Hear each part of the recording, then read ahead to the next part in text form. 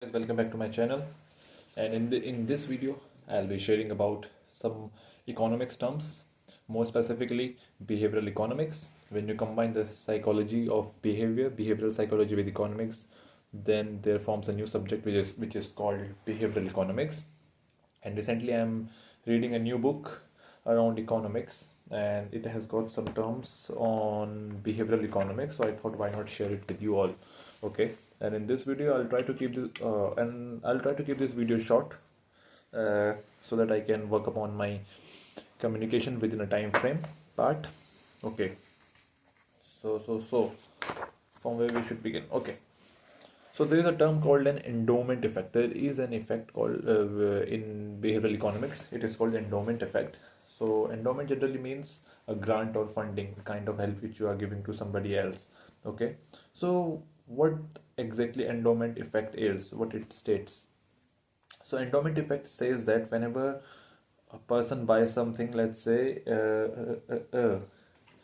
this marker, I bought this marker for 10 rupees. Okay, and something struck me when the first time when I looked at it, and I thought I need to buy it because there were some emotions behind this, related to this marker, which struck me and nudged me to buy this marker.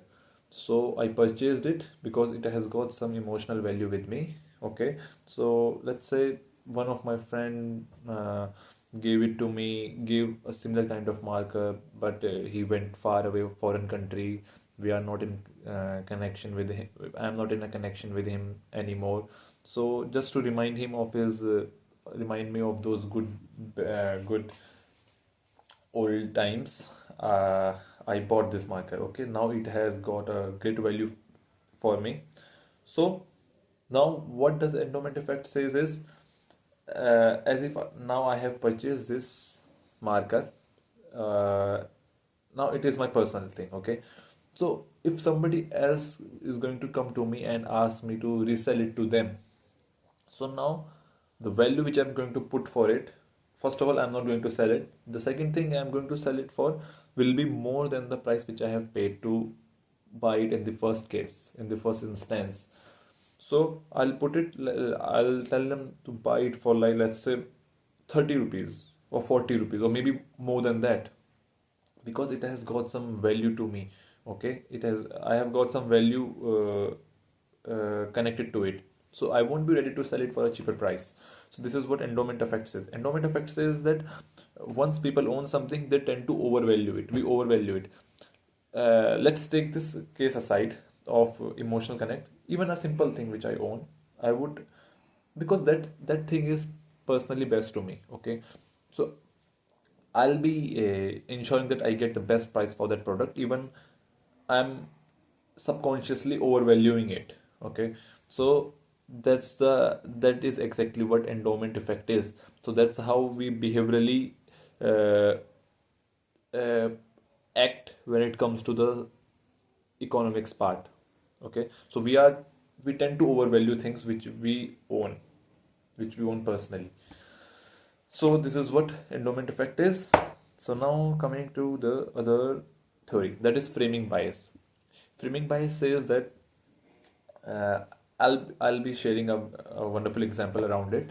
So framing bias explains that whenever you frame something, it can be anything, or simply I can say the way you frame things affect a lot on the basis of affect a lot how a person make a decision around that thing. Okay, so there is a beautiful example around it. uh, a study was done in a cinema hall, in a theater.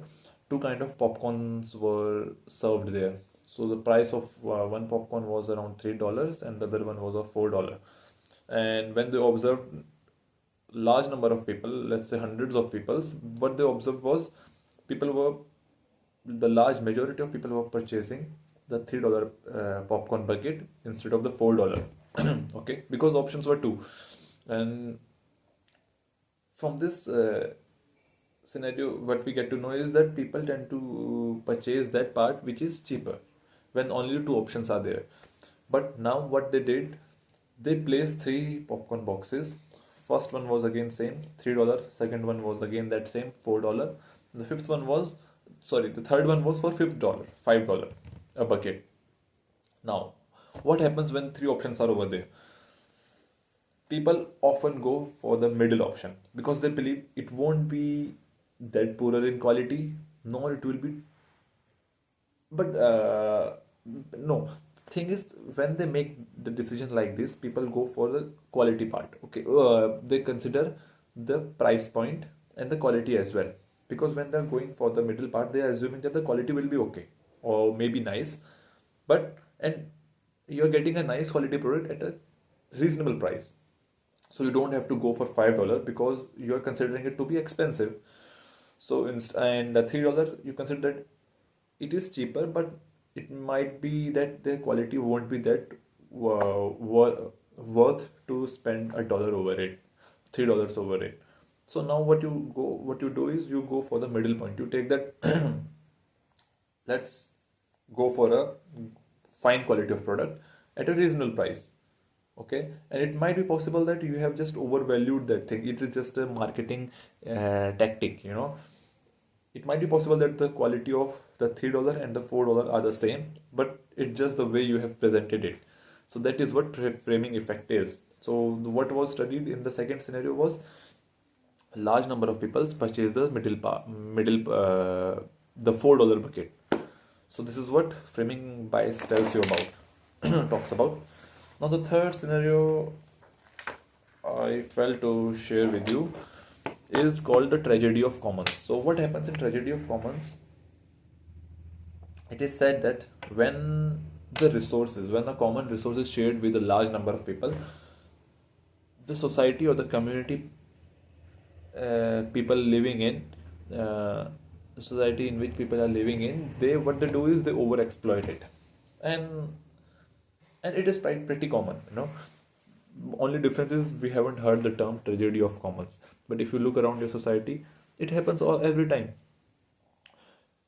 If we look at the government buses, you will see that people are misusing it, over exploiting it, or any of your anything in your surrounding which is like common. Nobody owns it personally, or maybe somebody owns it, but nobody is vigilantly looking over it or administrating it. Simple example, common example, or the example, real life example which I have seen is the place I'm living right now. In this place, there was a earlier plot which was owned, but nobody used to live over there. It was just a barren land. So earlier, I'm talking about 7-8 years back, what people used to do, because earlier we weren't having those garbage vans coming to in my street. So people used to throw all those garbage in that plot only because it was common land and people were over exploiting it. Similarly, if we take the example of ocean is common to everyone. Okay, it is open for fish. It is open for fishing for anyone. So what people do is they overfish it. So that's how we are overexploit. That's how people overexploit the resources, which is common to everybody, because there aren't any regulations. Even if the regulations are done, there will be loopholes through which people avoid those regulations and overdo that thing. So now the solution to tragedy of commons was found out by one of the I would say economist. Her name was Elinor Ostrom. She is an American economist, and she traveled all around the world, and she figured out that the places where the communities are well connected to each other, where they are vocal around their surrounding, and they are aware of what is happening in the streets. So those communities were able to manage the resources well, those common resources which were not owned by anybody. So the outcome came that people need to be well connected with each other in the communities, because if they will get to know what is happening in their surrounding, in their resources. Otherwise, people will just mind their own business. They will keep on doing the stuff which they were doing, and ultimately it will result in overdoing that activity. So when they're connected with each other, they will they will be mindful about whether the impact is beneficial to others as well or not. So that's how our resources can be. There's a term I'm getting, the substantive development, or I'm not getting the exact term, but simply I will say that if we all are well connected to each other, let's say there's a pond in nearby and everybody on my community goes there for fishing. So now if we'll overdo, we don't talk each other, we overdo it, we keep on doing it, ultimately there won't be any fish to do the fishing for anyone. But if we are connected to each other, we will talk about the problem, that we should set out the time, at what time people should do fishing and how many days. If we are well connected to each other, then only it can be possible. So the conclusion is, we should be connected with each other and have a good harmonious relationship, so that we can sort out the problems which are going on, which are prevailing in our surrounding, instead of waiting for the government or any of the administrative authority to work upon it. So yes, this was all I wanted to share with you. These three things which I shared, like framing biases, endowment effect, and the tragedy of the commons. I believe you find it helpful, and you will apply. Maybe you can apply all three things in your life. If you are into marketing, maybe you can use that framing bias, or tragedy of commons is in general. You can apply it anywhere. Be connected with people. Be connected with people around you. Okay, and the endowment effect is general. It applies to everyone. We overvalue things which we own. So yes, I hope you like this video. Thank you for watching. Have a good day or good night, whatever time you are seeing. Thank you for watching.